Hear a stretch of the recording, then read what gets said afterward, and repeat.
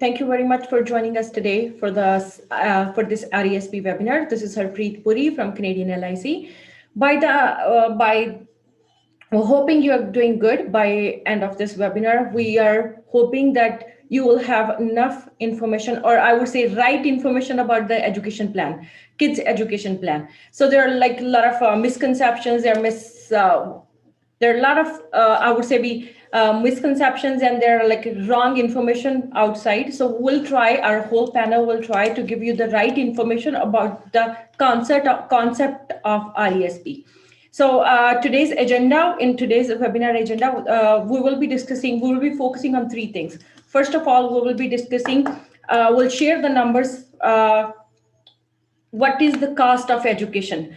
We will be comparing the cost of insurance last 15 years to what is the difference, what is the increment in last 15 years we have in cost of education. And the second thing will be talking about, if the cost is increasing so much, then what are the options we have it. And then the third thing at the end, we will be comparing the different type of options we have it for our kids. If somebody is saying, okay, we have rather than going for RESP, if we go with this option, investment option, this option, what are the consequences, what are the pros and cons? We'll be discussing that too. And then another thing we will be focusing on today's presentation, that what is the importance of personal financial advisor, how that personal financial advisor can help you in your long-term and short-term goals. So that's the agenda of today's meeting. And then before we go further, let's talk about us. Myself, Harpreet Puri. It's been 10 years I'm in this financial industry, working as an insurance and investment advisor. And then Canadian LIC, we are here. We have a very good team, and we deal with all kind of insurance companies. All the major insurance providers we are represented, it's a licensed representative of all the companies.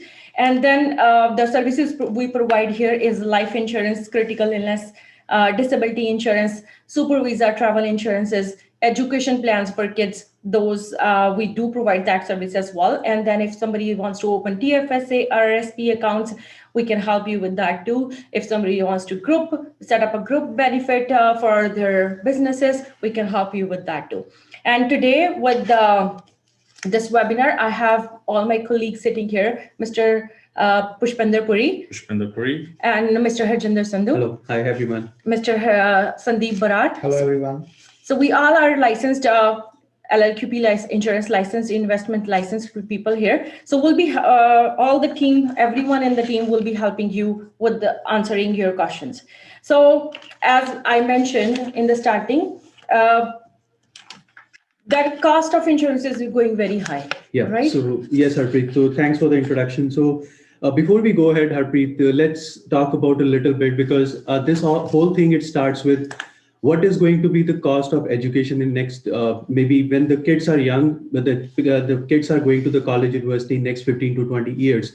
Let's talk about the numbers, that how the cost of education has changed in Canada over the last 15 years. Yes, definitely, Harjinder. So this is, in the starting, we mentioned that cost of insurance is going up, right? Mm-hmm. If everybody can see that slide, we actually shared the official posted numbers on Statistics Canada for 2020. We can see the increment is from anywhere from 41% to 232%. Right. If the kid is doing any basic education is 41% up. Yes. So if somebody is doing even the social and behavior science, a lot of kids I have seen that they're very inclined towards the social behavior yes. kind of courses. The cost is 39% up. And if we are talking about somebody wants to do law or any mathematics and engineering or something like that, mm-hmm. it's close to 80% up. Correct. And then if any kid wants to go in the medical field, medicine, the cost is if nursing is 33%, 50% is a medicine, pharmacy is 64% up. Right. Mm-hmm. So, and then if we are looking at the veterinary medicine, veterinary doctors, if somebody is doing that, it's 232% up. If anybody wants to go, if any kid wants to go into the business section, simple plain MBA is 100%, 102% up. So it's almost doubled up since the last 15 years, right? So these numbers, when we see that, I know it scares us, right? Yeah. The cost of insurance, it scares us that whatever the cost was like 10, 15 years ago, Correct. Now it's double of that. Correct. And then if our kids are today, they're zero, if they're like 0, we're talking about newborn, 1 year, 2 year, 4 years, we're talking like next 15, 20 years. That's what we're talking. And then if we see the past numbers, we're expecting that same, if we go with the same growth, next 20 years, it's 15 to 20 years. Right. We're hoping that's going to be again double. That's right. And just adding on to that, Harpreet, so when you mentioned that there is a increase from somewhere between 40 to 100%, that's the average increase, right? Yes. And just to add on that, if you see last 20 years data officially posted by Statistics Canada, last 20 years, the average cost of 1 year of university education has gone 3 times. Yes. So if you see, go back 20 years back, and in 2000, the average 1 year of tuition fees was somewhere between $2,200.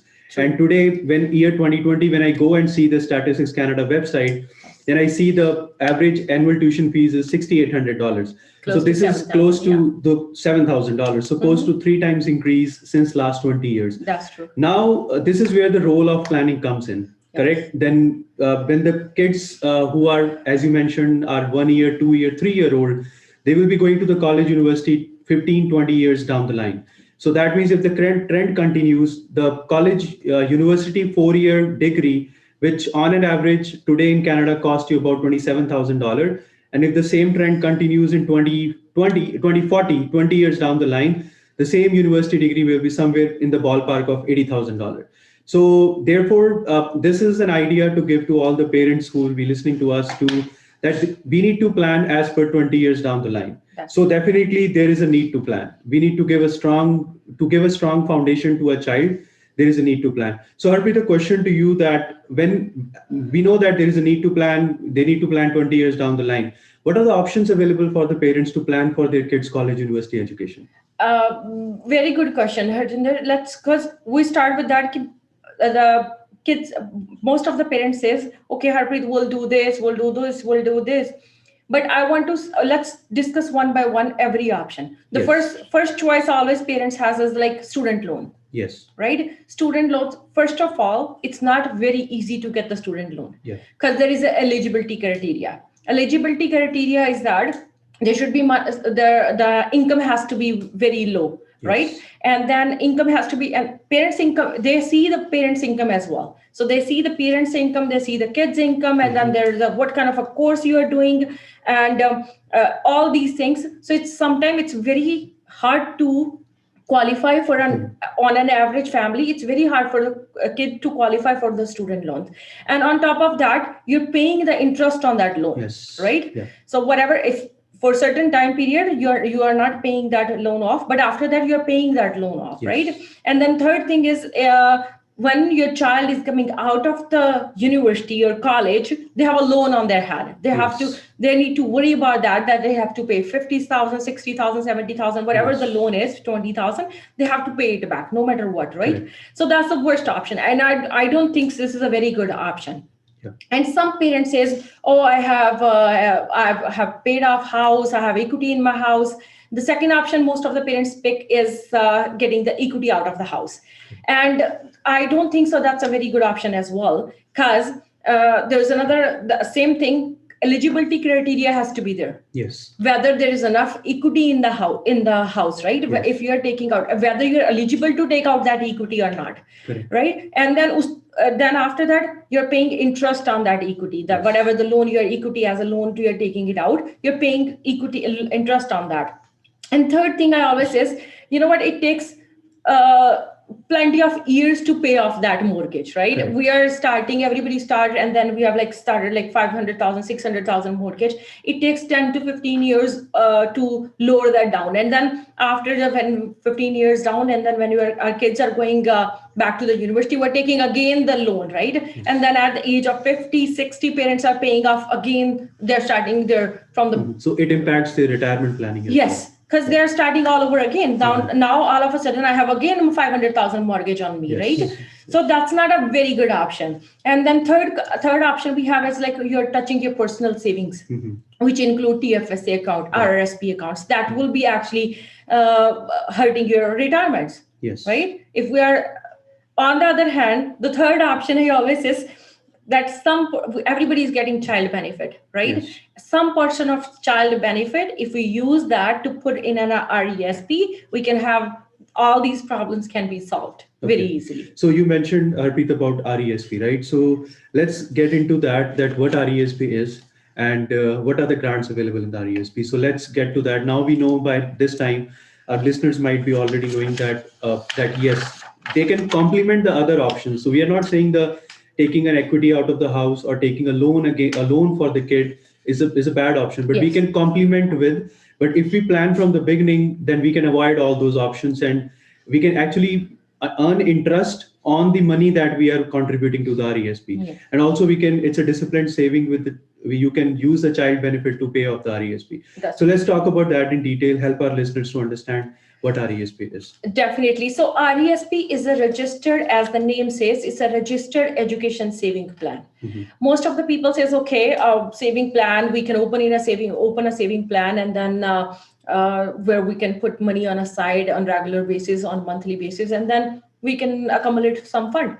Definitely you can do that, but that is one of the options you have it. But what is the purpose of registering this plan to with the CRA? Because when you're opening a registered education saving plan, you're actually registering this plan with the CRA. Yes. CRA, Canada Revenue Agencies, right? Yes. So when you're registering this plan with the CRA, they're giving you grants. Correct. Grants, right? So this is it's a very good, I always say this is a very good tool for the parents. Government encourage parents. Why they're giving I always say why government is giving the grants. Why? Because per child the government is giving certain amount, right? Yes. And then why the government is so much interested to give that money out, because they want to encourage the parents that you take some step will help you to grow your money. So that's a very good strategy they are using it, so that by the time the kids are out in the university, they don't need to take the loans. That if they're taking the university loans, that's again a burden to the government, right? Correct. So they're taking the loans, whether they're taking it personally, whatever. So that's why from the beginning the government says, please start saving on for your kids' education, and we will help you to grow your money. Yeah. So registered education saving plan, where if you put the money, let's say the parent put $100, the government puts some grants, which is let's say 20%. I'll be going through the details. I'll get to that. I'm actually going to ask you the question. Yes. So just to sum up that, you said this RESP is an account which is registered with the Canadian Revenue Agency, CRA, right? CRA. And then there are grants given by the federal government to the CRA account. Yes. Can you elaborate what are the grants available? Yes. So there are 3 types of grants available. CESG, which is Canada Education Saving Grant, which is up to $7,200. And let me clear one thing here. Everybody thinks that if they open the RESP account, they will be eligible to get the $7,200. So there is a payout. I would say there is a criteria to get that whole $7,200. So if a parent is putting $100 in the RESP account, the government gets 20%, which is $20, right? Okay. And then if the parents puts $200 in the saving account, the government gets 20%, which is $40. Okay. So right? Question here that is it the grant coming every month, or is it yes. comes at the end of every the year? month? Every month. Okay. So it depends. No, it's mostly every month. Yes. So as soon as you are putting $200, government is putting $40. There's another thing, right? I want to add it here. So wherever you're opening a RESP, sometimes the people doesn't actually apply for that. There's some institution, they don't apply for the grants. Yes. So it's when you're opening any RESP account, please make sure that you're filling up the grant form as well. So that grant form is going to the CRA. They actually share the data, the family income, the family income and everything. So according to that, your family income, they give you the grants. So I'll go through that in a while. So CESG is $7,200 regardless of any person's income, any family income. Everybody gets it. So question here, Harpreet. So let's say if there are 3 kids in the family, everybody receives $7,200? Yes, per child, it's $7,200. So regardless of your income, if you're making $500,000, if you're making only $5,000 a year, you will get $7,200 on your contributions. It's very important to see that. On your contribution, if you're putting $25, then you're only getting the 20% of $25. Yes. If you're putting $200, you're getting 20% of $200. Yes. And then there is additional CESG, which is if your family net income is less than $48,000, then you're getting $100 per year extra. Yes. And then there's a CLB, which is Canada Learning Bond. Means if your family income is $47,630, less than that, then you're eligible. When you open the RESP account, the first year you will get $500, right? And then every coming year, whenever your family income is up, every year there is a family LICO change, income criteria change, and then following years, whenever you are eligible for that CLB, additional $100 is getting into your account. Got it. And the government does it by itself. Yes. First time with the application, you apply for the grants, and every year they take the data from CRA, and then you're getting the getting the that grants. was about to be my next question, that because there is so much income numbers here. Yes. So do our listeners have to, like, if I'm a parent and opening RESP, do I have to tell you that this is my income, or does it automatically get? No, it is automatically credited from the CRA. Okay. Because when we are doing the application, we share our SIN numbers. Without SIN numbers, you cannot open the RESP account. Yes. So parents, SIN number, fathers, mothers, and the kid SIN number is very important to open a RESP account. Without kid's SIN number, you cannot open a RESP account. So I always recommend as soon as the kid born, when you're applying for birth certificate, when you're applying for child benefits, please apply for the SIN for SIN as well. I have seen that a lot of parents says, "Oh, they are not going to work, so why we need the SIN number for them?" Right. But that's you need the SIN number for the education saving plan. So get the SIN number, please, as soon as the baby born. So these are the grants by the federal government, Harpreet. So are there any grants available by the province as well? Yes, there are. So some provinces, they give you additional grants. So it depends on province to province. If you're in BC, there's another 10% extra you're getting it. If you're in Montreal, Quebec, there's another one. So it depends which province you're staying. According to that, you get that grants. Correct. Additional. So as it's like automatically, because your RESP account is registered, so you don't need to apply for anything extra. So it's all one automated. form and you're good to go. Okay, sounds good. So Harjinder, just like Harpreet mentioned about the cost of education, she also mentioned about some options like student loan, and also she mentioned about RESP. Yes. So the question is here, she also mentioned about the government grants, but my question is, how does it work? How RESP work? How people can start saving money in RESP? What is the contribution limit? So can you talk about this one? Correct. Yes, Sandeep, sure. So as Harpreet mentioned about that, it's the grants coming from the government in the RESP registered account. But we need to understand that it starts with you. Yes. So you have to open the account, you have to start your contributions. And on the basis of your contributions, you receive the grants from the federal government as well as the provincial government, whichever province you are. Yes. So when it comes to so there are 3 major components to any RESP account. The first component is your contributions, the money that you put in the plan. And the maximum that a parent can put for per child in the family is $50,000. So you cannot put over $50,000. There are tax implications for that. And you can do monthly or annual contributions based on your comfort level and your the way you are comfortable doing that. And coming to the second portion, which is grants, as Harpreet summarized that. So overall combined basic grant with the CLB, you can achieve more than somewhere between $90 to $100 in the form of the grants from the Canadian government. And the third portion is, so whatever your contributions are, plus whatever grants you are receiving. So on top of that, whatever your investment portfolio is in the RESP account, you earn the interest on top of that. So I think this is a wonderful tool. Yes. Because first you put the money, you make 20% right upfront.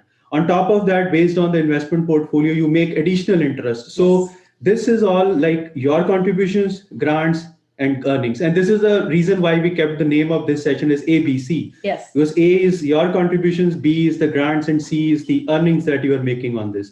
So when you combine all these three, they become the RESP account. That's our RESP account pool. But Yes. I heard sometime on top of this contribution, top of your contribution on grant on earning, people get some bonuses. So this bonus is for everyone.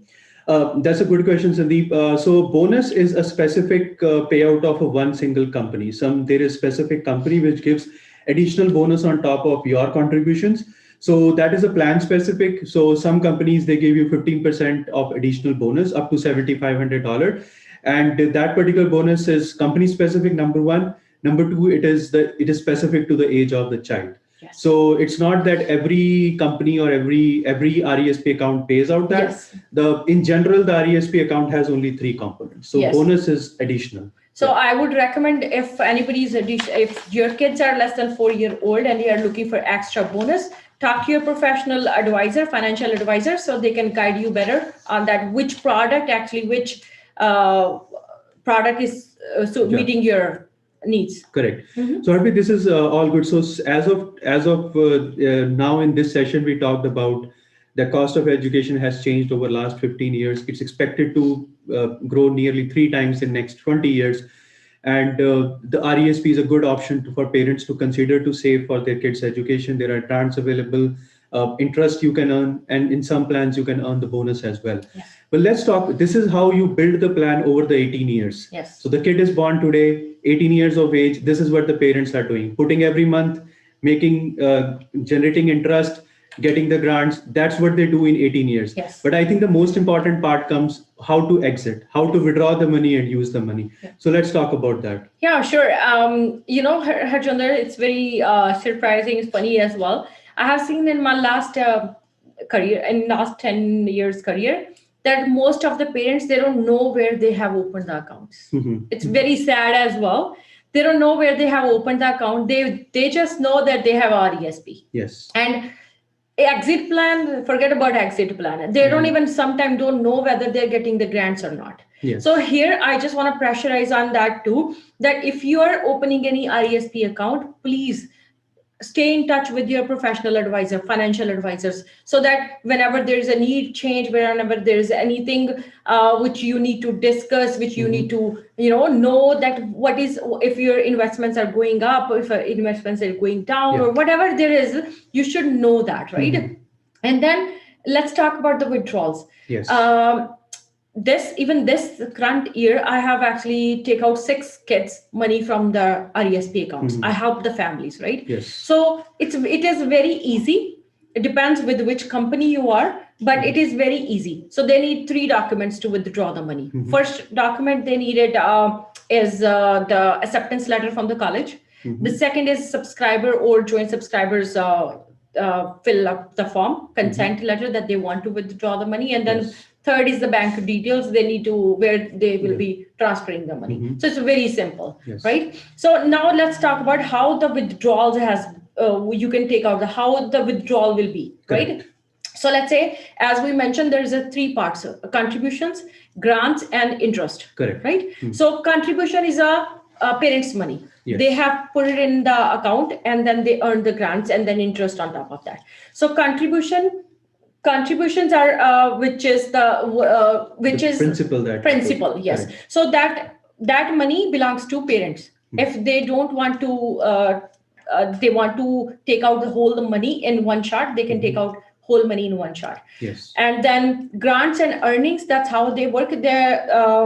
Most of the time this goes to the child. Yes. And then the child on contributions, the parents just don't need to pay any taxes because it's after tax money. On grants and earnings, it is going to the beneficiary name or the kid name. They have tuition credits, they have no incomes. So it's not very big tax implication to them. So basically all the money you can take it out as a kind of tax. So basically, you're saying, Harpreet, that the contribution portion, the parents can take out lump sum. Yes. They don't pay any tax on that. It depends on company to company as well. Okay. Let me tell you, there are a few companies, scholarship companies, Mhm. they have different criteria. Okay. How they pay is they actually split in 4 years, and then they certain part of principal every year they give it to you, Okay. certain parts of grant they every year they give it to you. Mhm. But most of the companies now they're actually more inclined towards the individual plans. Yes. So where the eligibility is only the 13 weeks of course. Mhm. If your child is enrolled, you can have your all the principal and then your grants and everything. You can take it out. So to take out the money, has to be a full-time course, or it could be a part-time No, course? it can be a part-time as well. Okay. But there is a limit for that. For part-time, you Yes. have a $2,500 you can maximum take out from grants and earnings first year, Yes. and then if you're going full-time, you can take $5,000. So But your money is there, it's safe, and then it's actually earning interest Okay. till the time it's there. So is there any specific college, university, or what are the options? So any recognized institution, Mhm. which is whether you're doing it in-house mean within Canada, your child is going Canada, USA, Australia, anywhere, but the institution has to be recognized. But Yes, you cannot be going any college, but if the institution is recognized, the kid can go to that college and university and can have a good Yeah. education there. So let's say if the kid does not go to the college, university, just the kid is 18-year-old, but they decide to defer their plan of studying for 1 or 2 years. Mhm. Do the parents have to withdraw the money right away after 18 years, or can they keep the money in the account and they wait for till the time the child goes to the college? Yes, you know what? That's a very another funny story. Sometimes the kids, what they do 1 semester, 2 semester, and they say, so you know what? I want to take a semester off. I Yes. want to take 2 semesters off. Or Yes. sometimes they says, okay, you know what? I want to start after a year or something like. I want to take a year off or something like Yeah. that. So the good thing is the parents have the flexibility that they Mhm. can actually keep the money over there Mhm. till the child goes age 35. You Yes. can actually hold the money in the RESP account, and then whatever the funds are there, whatever the money, the accumulations, your principal Yes. and everything, Mhm. they actually get the interest on top of everything. And now let's talk about quickly about if the child does not go to the college, university, Yeah. they decide to altogether not go. So then what happens? So so let's say the worst scenario we're talking, the kid doesn't want to go for a single day to any college or any university, Mhm. right? First choice you have it, you can use that money for another kid. Yes. That is So the even first if choice. even if the other child was not added to the plan in the beginning, Yeah, you can. that the parents that can child use can it. be added later on. Yes. Okay. So the parents can use that money for another kid, second kid, third kid, right? Mhm.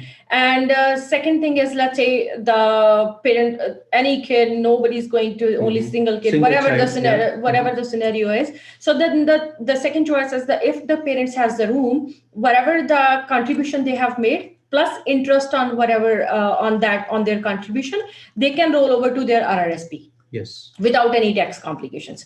On the other hand, let's say they don't have a room in RRSP, what they can do, principal is tax-free, they can take out in one shot. The interest portion, whatever the interest they earned on their contribution, they have to pay the taxes on that. Correct. And the grant portion, because the kid didn't go to school, universities for a single day. So the grant portion goes back to the government, and the earnings on the grant is also going back to the government. Okay. Yes, Mhm. it's very simple. Yeah. It's very simple. So Yes. when you have to return the grants to the government, do you have to pay any penalties? No, there is no penalties. No. Okay. So simple, whatever the grants the government has paid, whatever the interest is on that, simply you're just giving Okay. that. So goes back to basically, if I see this whole scenario, you're not losing anything. that. You're not losing So anything. you are- That's why it was, Yeah. the today's purpose of this webinar is that we should give the right information to the parents, Yes. right? So that's why we took this initiative that you're not losing anywhere, any single penny. Yes. So that it's very important, whatever we will talk in the further slides that Correct. how the government helps you to open the account. The government actually pays you to put it in a RESP and Yeah. make another money, gives another money to give you grow that money as well. So now let's talk about scenarios as well, some of the Yes. scenarios, right? So let's say if a child is born this year and the parents decide to start the RESP, let's say in November this month, Mhm. and they decide that we want to get the maximum grant from the government, what do they expect at the end of maturity? So if you can see the slide, we are sharing a case study here. So let's say the kid just born, and then we're starting the RESP with $208, and the family net income is between 47,000 to 95,000. We're taking the 5% returns here, which is very doable. Let me tell you, there are 3 sections in this RESP. Contributions are fixed. Whatever the parent cannot put more than 50,000. That is fixed. Yes. It's fixed, right? The grants, if you're eligible to get 7,200 grants, you are eligible to $7,200 grant. That is also fixed. The only variable factor is interest, which you are earning, right? So 5% is very doable. And most of the companies, they give you 5% return over the period of 10 to 15 years or 18 years, right? So that's what the example we're taking. So if we go with this, the parents has actually contributed $42,000. And the grants they earned on that $42,000 is $7,200. And with 5%, the interest generated is $29,000. So if we look at the scenario, and if the diploma, there's bonus added, that's an additional $6,400. We didn't add it in $85,000 that diploma bonus, right? So if you see, the parents actually put 42,000. By the time the kid is going to the university, they have $85,000 sitting there, which is almost the double of their whatever they have contributed, right? So money actually becomes double.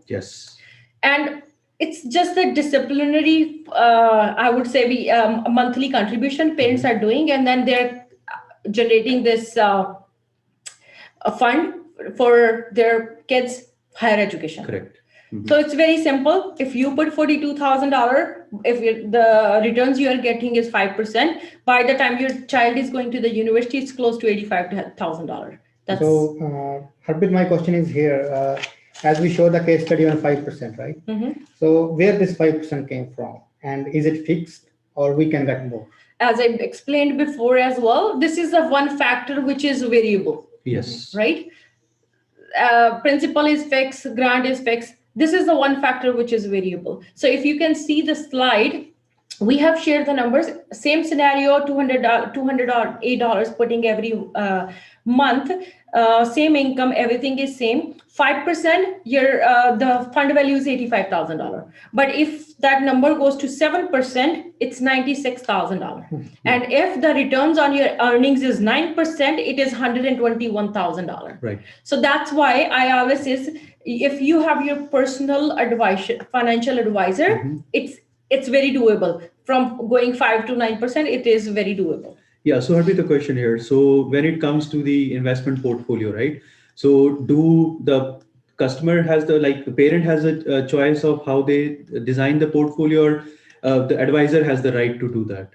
So it depends. Or is it's a participating kind of decision? Yeah, it's a participating kind of decision, because you know what, the returns, this is any account, TFSA account, RRSP account. Correct. So the returns are always participating thing. Correct. What is client's portfolio? What is their risk tolerance?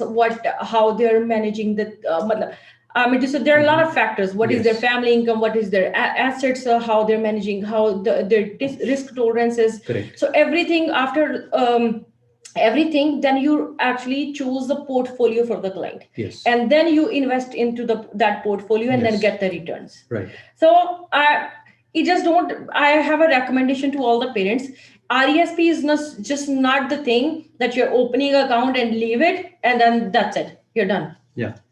So you have to review it on a at least, I would say, annual basis. Yes. To see where we are going with this, how much are the returns, do we need to change the portfolio or not? Because when the kid is young, the kid is less than 5-year-old, 10-year-old, they can go with little bit of aggressive accounts. And then the moment the kid is to the age of 13, 14 or 15, you need to make sure that you're saving the principal and making sure that when a kid is about to go to the college, university next 2-3 years, everything is protected for them. I want to share an example here. So it's very important to watch your investments. So I actually met a client last year. Their kid was going to this university this year, right?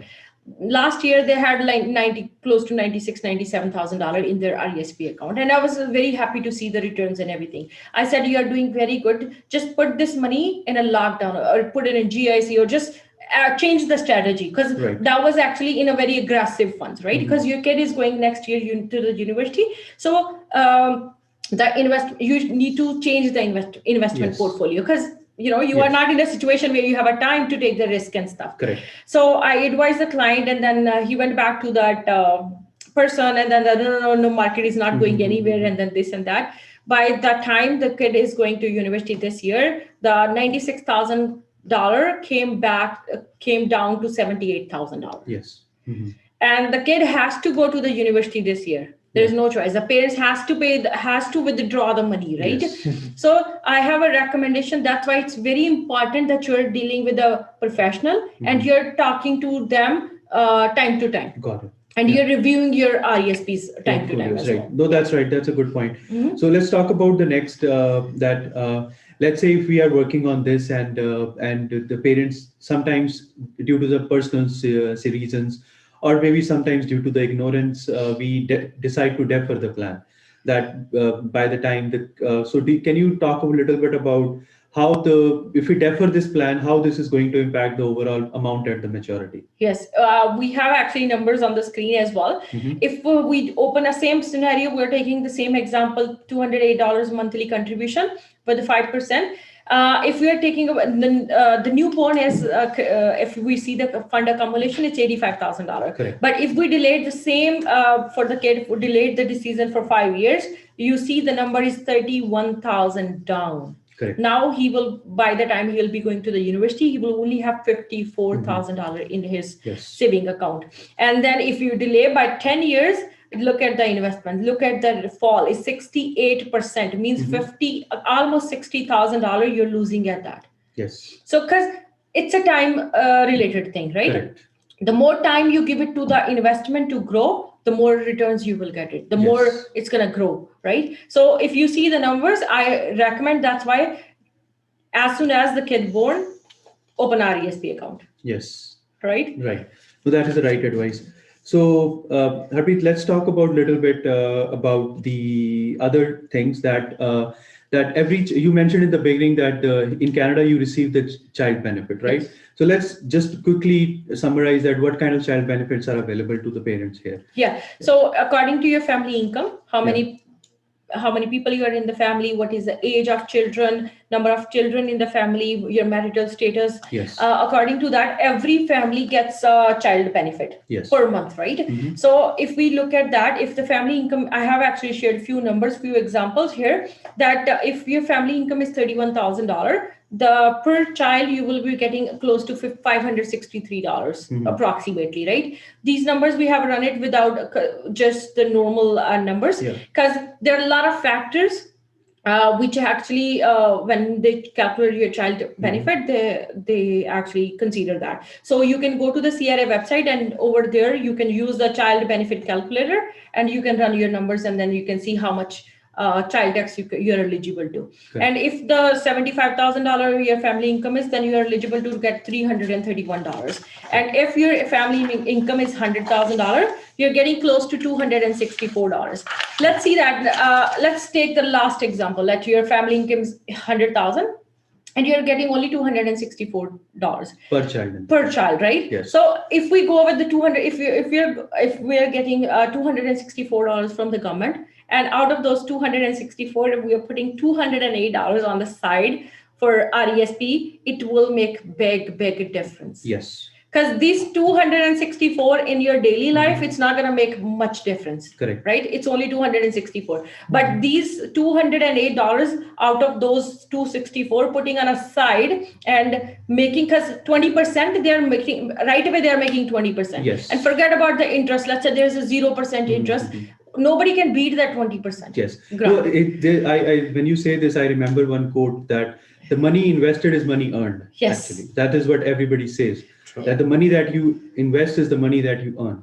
Correct. So that's good. So Harpreet, next question is basically there might be many parents who have questions about that projections of 80 to $90,000 may be good for some education streams. Yes. But there might be a parents who might be thinking to send their kids to the medicine, law, or other courses where $80,000 is probably the annual cost. Yes. More than that, correct?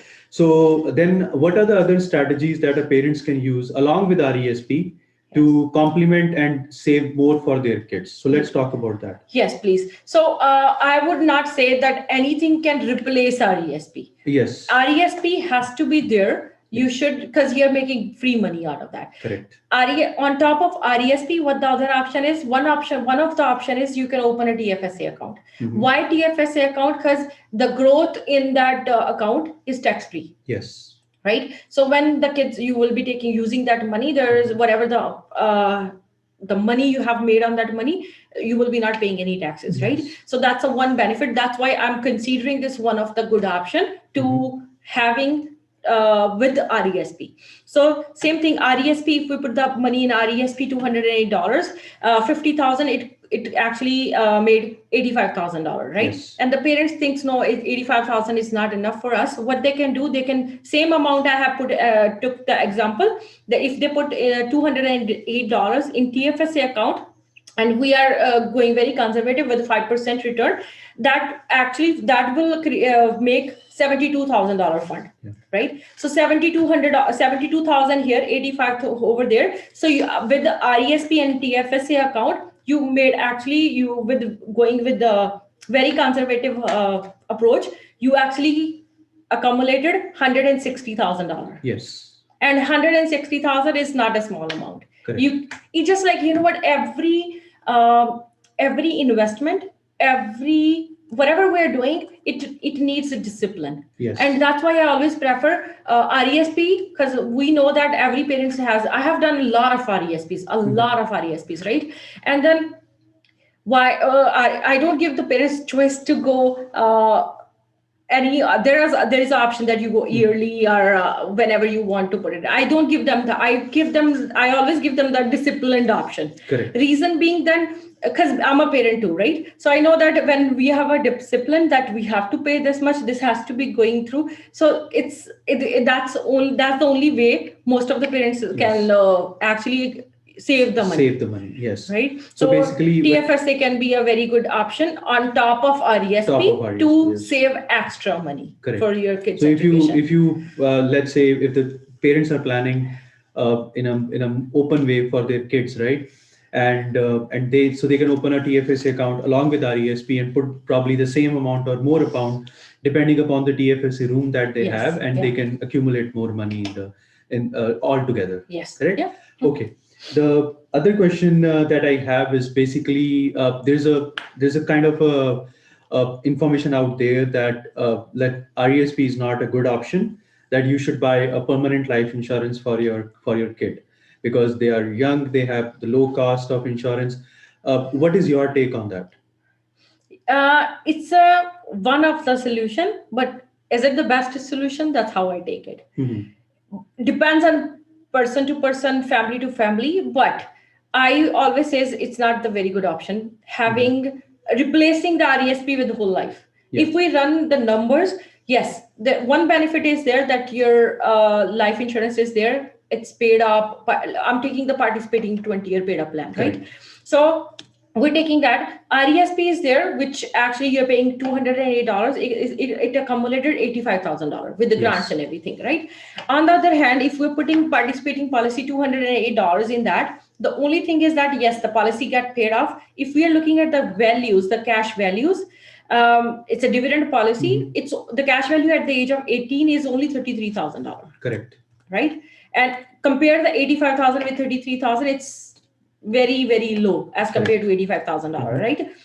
The other option, the other thing is this $33,000 is taxable. Yes. Right? It's a cash surrender value. You have to cancel the policy to get the money back, or you have to take the loan against that. Mm-hmm. You have to pay the cost for that, right? On the other hand, RESP is something which you have created it. Yes. But that doesn't mean I'm trying to say that you shouldn't be having a policy for kids.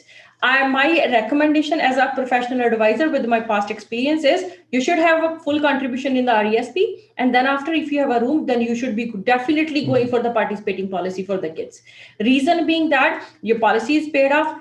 Yes, it's not a very good tool at when they're age 18, but if they're looking at the numbers at when they're 40, 45, 60, 65, it's amazing. Yes. So you should be topping up their insurance with the RESP. Correct. Yes. So because I think every financial product has a specific objective.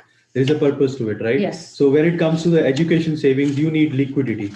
You need a liquid money which you can withdraw. Yes. So a life insurance permanent policy could be a good option to lock their rates when they are young. Yes. But and it could be a good strategy in the long run, but might not be good in terms of the liquidity to access the cash. That's very true. So that's a rigidity there. So I think, as Harpreet you mentioned, it is basically for the parents who have topped up their RESP, and on top of that, they want to buy a permanent life insurance for their kid, they can go for it. That would be the very good idea, actually. Correct. I always recommend my parents. A lot of families have it. I have it who have RESP. They have full contribution in the RESP, and they have extra budget after that. So we'll take the example $500. Let's say somebody is getting $500 for a kid. So they cannot put $500 all the money in the RESP account. Correct. So what they can do, they can distribute it. So 208, whatever the maximum they want, whatever the room is in the RESP, they can put it there, and whatever the left is, they can buy the insurance with that. Correct. So that. And I think the combination of three can also work. You can have RESP, TFSA, and whole life, right? So if let's say parent is getting $537, they are getting the maximum child benefit. They put $210 in RESP, put maybe 200 in TFSA, Yes. make it 160 by the end of age 18, and put the additional 100 to whole life policy. Whole life so policy, yeah. all the three strategies can be worked together depending upon the personal situation. Yes. Yes. Yeah. So this is all sound good. We went through RESP, how does it work? What are the government grants? What are the bonuses? But my question to Harpreet, so where people can go and why they need personal financial advisors?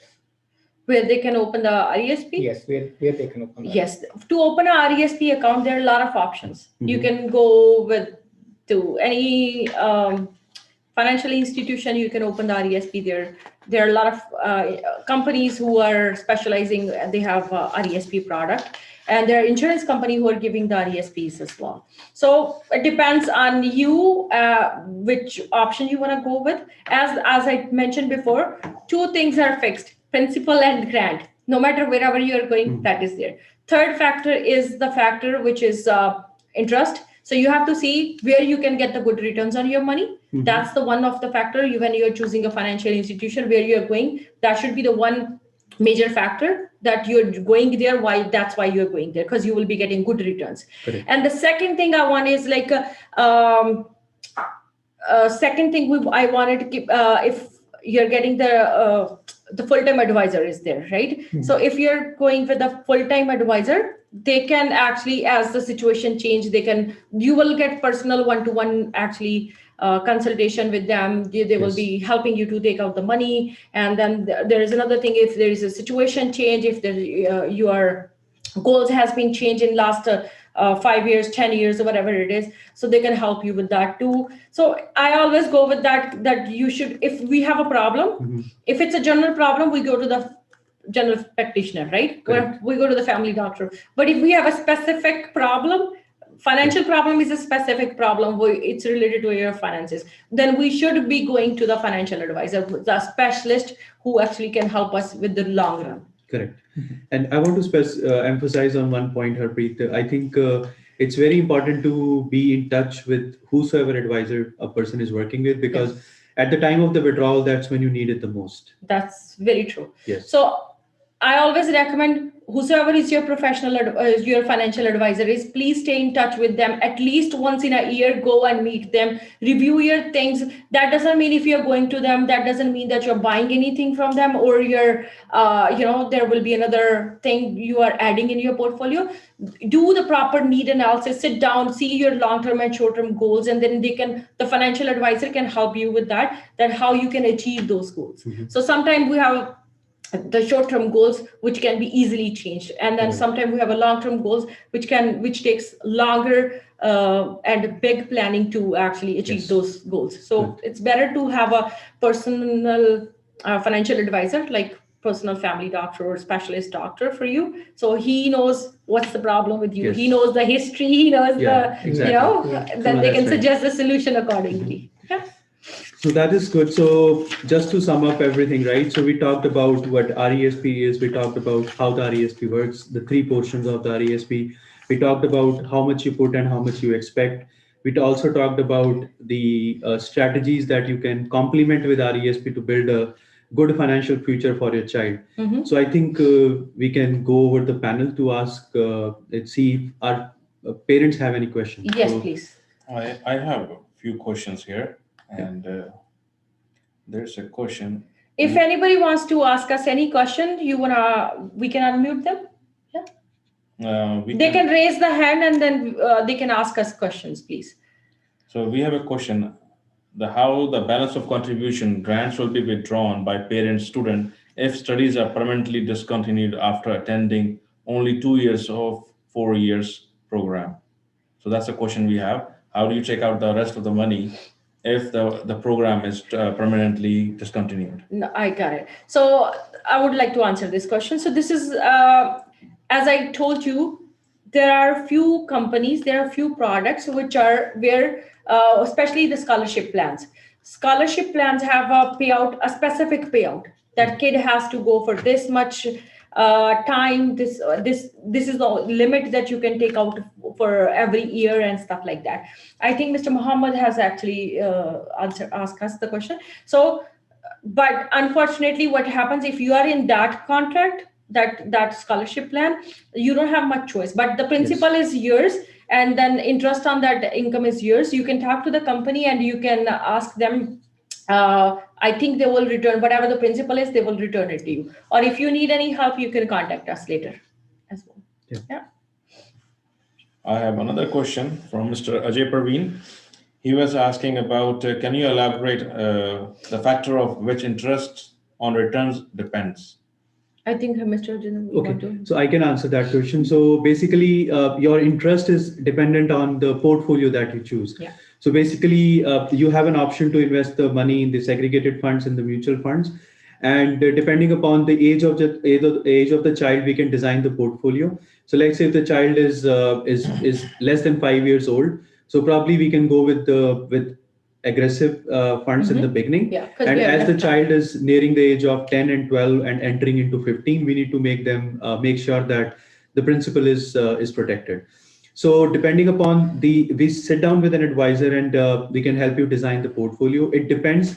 The short answer is that it depends upon the selection of the funds. Yes. So that is the short answer. But the long answer is that we can sit down and we can design the portfolio based on the risk tolerance and the age of the child. Yeah. So I want to add something. Whenever we are doing something that when we are choosing any client's portfolio, there is an investor profile. That's a document we have to fill it out legally, and then with the compliance, and we fill out that document, which is investor's profile. Right. There are a few 10, 15 specific questions we ask from the client. And then according to that 10, 15 questions, we choose the portfolio, Right. whether he's aggressive, he's moderate, he's low risk tolerance client. And then that's how we choose the investments. Yes. Right? Yeah. I think we pretty much sums it up, and I have answered a couple of questions Okay. on the chat itself. On the chat itself. Okay. Yeah. So if anybody has questions, they can unmute themselves and ask us. They can raise the hand. We can unmute them and answer their question. So far. Okay, we got 3 questions. Assuming we start the policy after kid is 10 plus year, is it possible to contribute more per month, more than $2,208, and reach maximum by the time the child turns 18? In this scenario, will the grants be the same? You wanna, I wanna, Yeah, please I go can ahead. answer. Oh yeah, it's a very good question. So yes, sometimes it happens. Like let's say somebody just came to Canada, right? So the kid is already 7, 8 year old or 10 years old, right? Correct. So what happens? Then we have a limited time. But yes, Mr. Parveen asked that yes, you can put more than $208. Yeah. And then maximum per year you can get the grant for $5,000. Correct. So what you can do, you can put the $5,000 and you can get maximum grant on that. Correct. And then whatever the period's 7-8 years you have it, you can grow your money over there and get Yes. the maximum grants out of that. Right. Yeah. So, and I think you get the grant till the child is age 17. So Yes. you have 17th of that this year. year, correct. So 31st December. Oh. So in this case, in this scenario, when the child is already 10, so they have 7 years to catch up. Yes. So if they keep putting, provided they should have the room. Yes. So if they keep putting, they can catch up. Yes. Yes. Mhm. So Saurabh, continuing to growth of funds question. If I may ask about GIC options, I have overheard that the term and want to know more about it. Not clear this question. Can you please, Saurabh, can you please repeat your question again? Unmute. No, actually, continue to growth of funds question. If I may, he's like, may I ask for GIC option in that? Yes, you can ask the GIC option. Yes, but there's no return on GICs. Yes. We have to take a little bit of, we can go with the balanced portfolio. That's on that balanced portfolio. We're not taking any risk. But as we mentioned again and again, please, it's very important that you should sit down with your financial advisor and see do the proper investor profile so that they can see whether you're low risk, high risk, or moderate risk. According to that, they can suggest you the investment options. We have another question from Mr. Sharma. Question is, hi, are the grants paid every year until the child is 18 years old? Moved somewhere, okay. 18-year-old, based on your contribution, or they are limited time only? That I basically what they're asking, the grants, does the kid get for the whole term Right. till the kid is 18 years old? 17th of their age. That's Correct. So- till that time they are getting the grants. And yes, it's a fully actually based on your contributions. Correct. If you're putting $100, some people think like, okay, I have seen that scenarios where people they open the account with $25 a month. Correct. But then if you're putting $25 a month, then you're not eligible to get $7,200 anyways. Yes. Do the calculation, you're not eligible to get $7,200. Correct. So if any let's say 0-year-old baby, newborn baby, you want to get the $7,200 grant, then the 18-year contribution has to be $36,000. Correct. So with $36,000 of contribution, you can have the So basically, you have to earn the grant, right? Yes. It doesn't get credited automatically. You yes. earn it. Yes. You Mhm. basically earn it. Yeah. So we have Mr. Anmol Singh. Are we getting tax deduction on the amount contributed to RESP like we have with RRSP? No, we don't. So Anmol. it's after tax money. Correct. So whatever you're contributing, it's after tax money. So that's why you at the end, when you're taking out the money, you're not paying any taxes on that. So RRSP, that's why RRSP is tax deferred. So when you're putting the money, you're getting tax shelter, but then it's not tax, you're not paying tax at all. When you will be withdrawing that money from RRSP at the retirement or whenever you're doing it, you will be actually paying the taxes. So RRSP is tax deferred. Here, your contributions are after tax money, so there is no tax on the principal. Only the interest portion will be taxed, and it depends if the subscriber is taking out the money or the child is taking. According to that person who's taking out that portion, the tax implications will be applied. Okay. We have another question from Mr. Gary. Can we change our portfolio whenever we want? So it depends where are actually your contractor. Yes. So some contracts are bound. You don't actually cannot do anything about the investments because the company, if it's a company specific, then they actually choose it depends like where you are opening the account. So some companies have they choose the portfolio by themselves. You just pay them and then they get you the returns on an average for the last 10, 15, 28, whatever years you are opening the account. Correct. And there are some options where you put the money, you choose the investment options, and then you decide where you are where you So want it to is put. basically it's a managed and non-managed. So Yes. you have both options are there. So you can go with a non-managed option. Some parents are more comfortable with Yes. that. So non-managed options, company takes care of all the investments. You don't do any instructions. In the managed options, you sit down with your advisor at least once a year. Yes. And you can change the investment funds anytime you want. Yes. So you review time to time. Yes, Correct. please. So that concludes the question answers. Okay. I have got one text message. They're asking about they start RESP on $25. So they asking now they can increase their contribution. Very good question. I strongly recommend all the parents, if you're listening to me, if you're putting $25, $50, please increase it. It's not going to take you anywhere.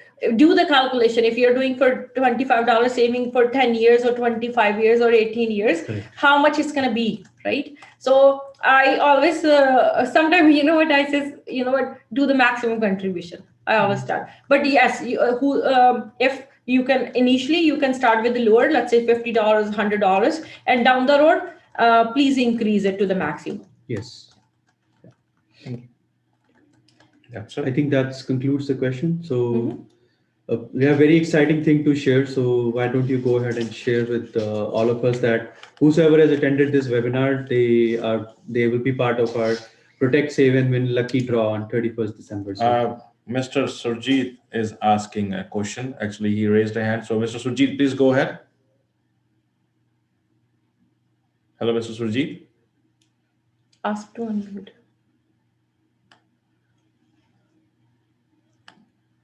Okay. Hello. Hi.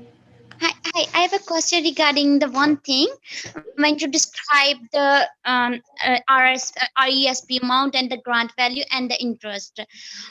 If the child is not going to be any university, any college, and that time you describe you have to pay the interest back with the interest to government. I just confused with that one. Sure. If we didn't get the money from the government, why we pay the tax on that interest? No. You're confusing. Let me answer that. So there are 4 portions. One is the contribution, you are doing it, and you are earning interest on that, right? That's the one portion. Yeah. And then there's another portion which is government is putting in, which is grant, and then you are earning on the interest on grant as well.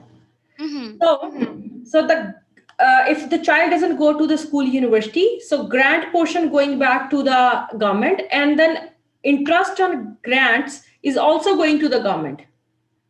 All right. Your contribution is your money, and then if you are taking your interest is also yours, but interest is an income, so you will be paying the tax on only the interest portion. So this is how it goes. I hope I answered.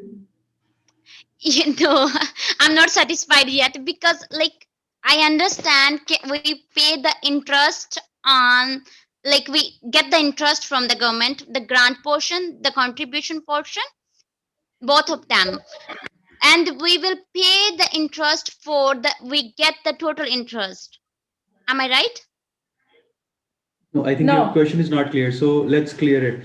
So if a child does not go to the college university, the contribution you can withdraw lump sum without any tax or without any fees to you.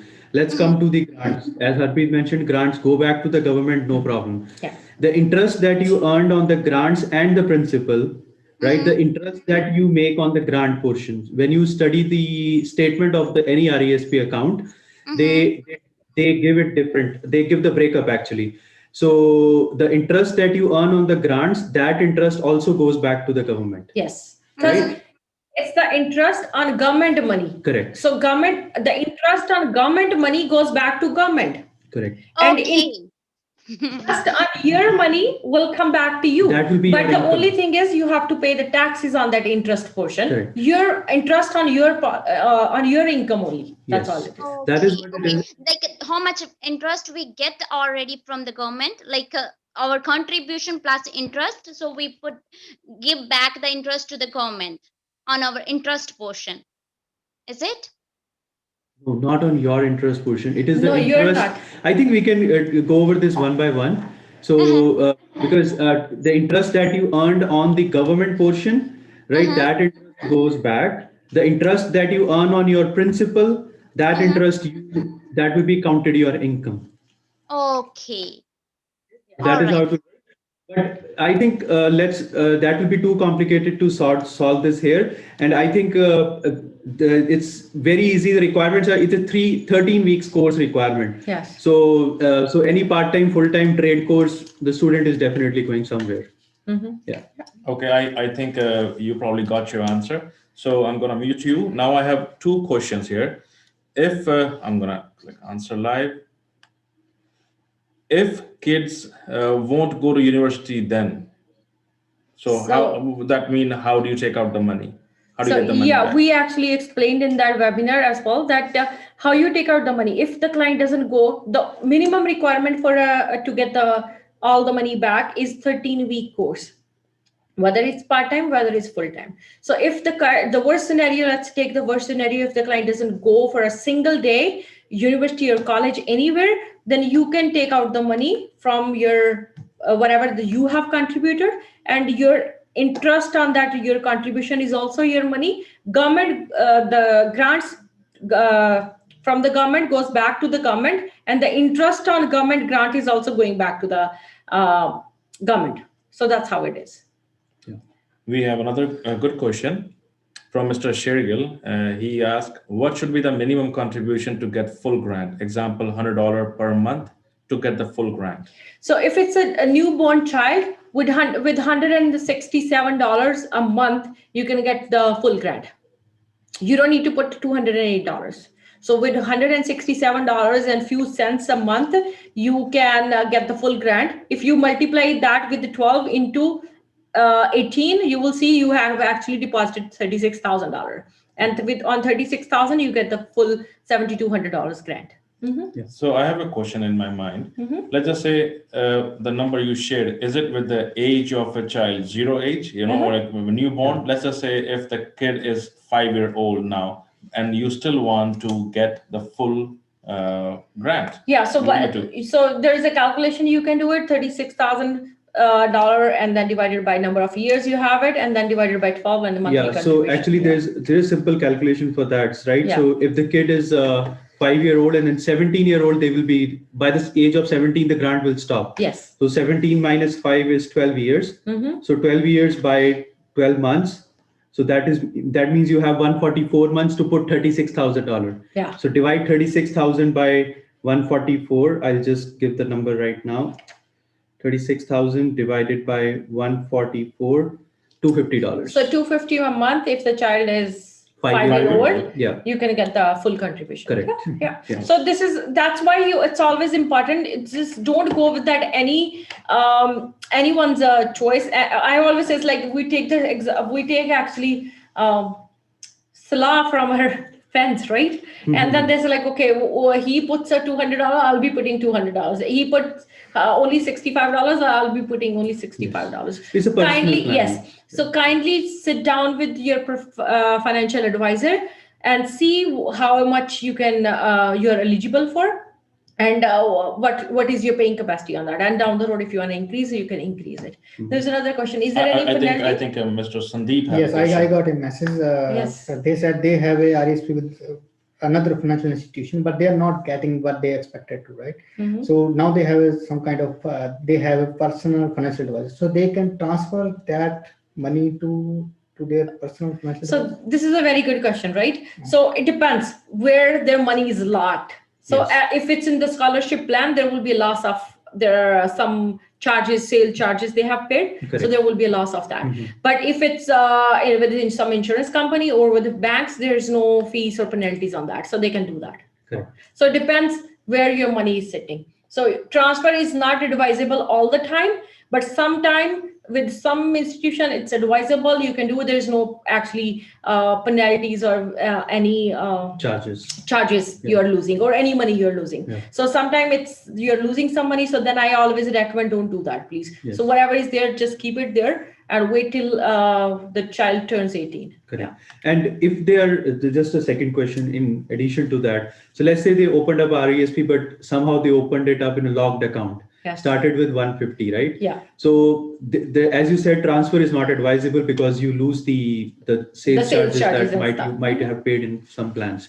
So can they open another RESP? Yes. Yeah. Till the time you are not going over 50,000, Yes. you can have 5 RESPs. Let's say I want to open 5 RESPs for $25 for Yeah. 5 with 5 institution. I can do that. Yes. The total contribution has to be there's Within a cap, which is 50,000. You cannot go more than that, because if you go that, whatever the total contribution you are putting in, there is a penalty of 1% you are paying. Correct. So that's very dangerous. So don't do that, please. I have another question from Mr. Anmol Singh. Is there a penalty if we stop RESP prior to age 17? Very good question. So it depends where your plan is opened. Some companies do charge you penalties. Some companies gives you full flexibility. If you want to whenever you want to do it, you can do it. But it depends where your money is. Yeah. Another question is, there's a 20% grant on, is it every RESP account? Sorry, The sorry, I 20%, was reading another question. 20% CEST grant is with every RESP account, doesn't matter. Yeah. That comes with RESP. Yeah. So every means like whatever your contribution is, you get the grant Correct. on that contribution. Okay. And then there's a cap. Let's say your contribution, because let's say some parents are putting $50,000 for in 18 years, and if they're putting $50,000 for a year for the full contribution, after 36,000 their grant stops. Yes. But still, whatever the $14,000 they have paid in extra in the account, they're actually generating income on that. Interest income is on. So Right. one question is here, the maximum contribution is $50,000. Yeah. So there is a newborn baby and the parents can put a lump sum $50,000. Yeah, the companies give you that choice too. If anybody wants to put but you will not get the lump sum $7,200 grant at one time. Correct. So it comes with the periodically, but yes, you can put, if you want to put the whole lump sum, 10,000, 50,000, whatever you want to put it in, you can put it in lump sum.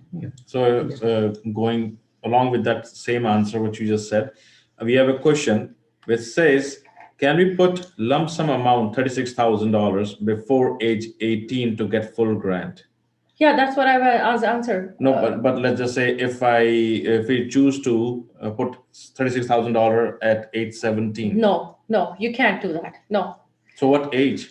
So 14 is the age to open the account. RESP account is the age which is 14 years old. So, and another thing is you cannot put 30, as I answered here Sandeep's question as well, you cannot put 50,000 at all of one time and then get 7,200 at one point. No, you will get slowly in each year wherever you are qualifying, but the interest will generate on that income from day one. Right. Yes. Okay, that's a good question, I think. Now, Kende Adishina, she asked a question. What if the child enter university at age 16? Would there be a penalty? If the child enters into university at age 16, will there be a penalty for taking out the money? No, I don't think so. No, there's no penalty for that. As long as we have the letter of enrollment and all that, the requirements are there is no penalty. Yes. So they must speak to their financial advisor Yeah. to help her in this situation. So every plan has their own, I would say, benefits, right? Right. So when we're actually choosing the RESP for your kids, you need to see that the flexibility factor in that plan. Yes. How much flexibility is there? Whether if you want to decrease the contribution, if you want to increase the many contributions, or there is like any extra sale charges or anything like that, you have to see that, right? Yes. So that's why it is very important when you are buying any RESP, when you are going into any contract, you actually read the guidelines, what it is. That's right. Yes. I got another message. They asking let's say they go to back home, or some reason they are not, they lose the job and they are not unable to do the contribute in RESP, then what happens? The RESP will continue, or so whatever the money is there sitting there, it depends company to company. Some company penalize you for that, but if you break the pack, right? Correct. But most of the company, they don't. What they do is, like, let's say you don't want to do further contributions. What you can do, you can let the money, whatever the money is there, you can let the money sit there, and then it can grow. Okay, sounds good. I think that concludes the question answers. Yes. Okay. Great. Yeah, so I think we have very excited thing to share with everybody whosoever has attended and whosoever is joining live with us on Facebook. So Harpreet, why don't you go ahead? Yes, on December, as we are doing live today, so on December 31st, 4 o'clock, we will be doing, we are actually running a contest, Protect, Save, and Win contest, where whosoever has attended our webinar, they are already part of that contest. Correct. They're already in that lucky draw. So on December 31st, 4 o'clock, we'll be announcing the winner. So you can see the picture. You can visit our office. You can see all the presents, all the gifts are here. So we'll be taking out 70-inch TV, and then there are machines, PlayStation 4, cameras, what The is that? security cameras, Beat, the Yeah. remote sweeper, the robot thing, Yeah. and for the kids, ride on Jeep. So Yes. the kids, they sit and ride. And I think We have- there are headphones too, as Yeah. well, the Dr. Beats. So we have pretty exciting stuff, which they could get it by enrolling in. They have a choice. They reach out to any of our advisors by calling them or by email, and they will send them the link of the website where they can go and register. Yes. And if you want to develop your chances, you can also call us for that too, how you can develop your chances. So definitely, if any question, you want to do one-to-one meeting with us, you're welcome to come and visit our office as well. So I think if there are any questions, we can take it. We just got a question from Mr. Suresh Seth. Okay. Are children RESP account impacted in any manner if parents choose to separate, and who makes contribution? So if father and mother choose to go separate, what happened to the contributions who are making? Yeah. So that nobody can actually withdraw if they're getting separated or something like that happens. So with the mutual, their agreement, whatever it is, so and either one can do the contribution if they Yes. don't want to touch that RESP. I have seen that couple of cases where parents says, okay, you know what, whatever it is, we will continue paying for the education, will be keep Correct. continue saving for the education, and then they can continue the plan Yes. as they want to. I think it's also dependent on the case to case. Correct. Yeah. How the settlement is separation settlement is. So whosoever becomes the primary caregiver keeps receiving the child benefit and keeps continuing the RESP. I think. Yes. That So is it depends how- case to case. that works, It's yeah. a very actually can be a very personalized answer. So case to case we can discuss. Correct. Thank you, Mr. Suresh. I think we are at the end of all the question answers. Yes. And we have shared the exciting news as well, the contest. And anything else we have? I think we are all good. If there is no further questions, we can conclude. And any of the parents who have their personal situation they want to discuss with us, they can give us a call Yes. or write us, and then our advisors will be reaching out to everybody, and we'll see if you have any questions. Yeah, sure. And thank you very much for taking out time and attending the webinar. We're very pleased to share the information we have it with you guys. So thank you very much. If you guys need any services, you can contact us, our company, and be safe and have a very wonderful year ahead. Thank you. Yeah. Thank you so much. Thank you. very much. Thank you, everyone.